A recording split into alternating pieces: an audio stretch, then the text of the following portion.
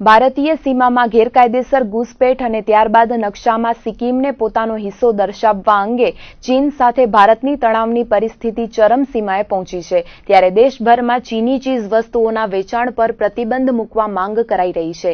ત્યારે આજે જિલ્લા મથક ભુજમાં શિવ સૈનિકો દ્વારા મોબાઈલની દુકાનો પર લાગેલા ચાઇનીઝ મોબાઈલ કંપનીઓના બોર્ડમાં તોડફોડ કરીને હલ્લાબોલ કરાયો હતો। ભારત અને ચીન વચ્ચે સર્જાયેલ તણાવભર્યા માહોલ વચ્ચે પણ ચાઇનીઝ વસ્તુઓનું દેશભરમાં ધૂમ વેચાણ થઈ રહ્યું છે। ત્યારે ચાઇનીઝ વસ્તુઓના બહિષ્કારની માંગ ઉઠી રહી છે। તે વચ્ચે આજે શિવસેનાના કાર્યકરો દ્વારા જિલ્લા મથક ભુજના બસ સ્ટેશન તેમજ વાણિયાવાડ પાસે આવેલા આભા હોટલ અને જનતાઘર નીચે આવેલી મોબાઈલની દુકાનો પર લાગેલ ચાઇનીઝ મોબાઈલ કંપનીઓના બોર્ડ તોડીને વિરોધ વ્યક્ત કરાયો હતો।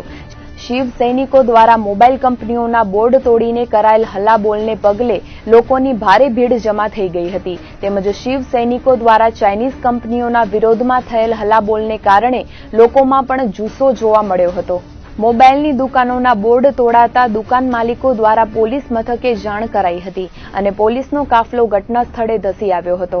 તેમજ વિરોધ કરી રહેલા શિવસેનાના કાર્યકરોની અટક પણ કરી હતી। તો શિવસેનાના કાર્યકરો દ્વારા આભા હોટલ તેમજ જનતાઘર પર લાગેલ ચાઇનીઝ મોબાઈલ કંપનીઓના બોર્ડ સાંજ સુધી ઉતારી લેવા પણ અલ્ટિમેટમ અપાયું હતું।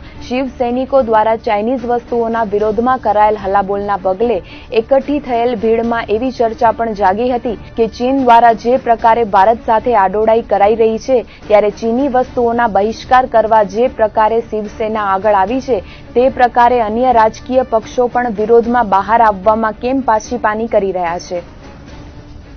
રજૂઆતમાં એવું છે કે ધારો કે શિવસેનાનો ઇસ્યુ છે, અગર ચાઇનાની વાત છે તો એના સાથે ભુજ મોબાઈલ એસોસિએશન અમારા ટોટલી વેપારી ટોટલી ડિસ્ટ્રીબ્યુટર એ બધા સાથે જ છે।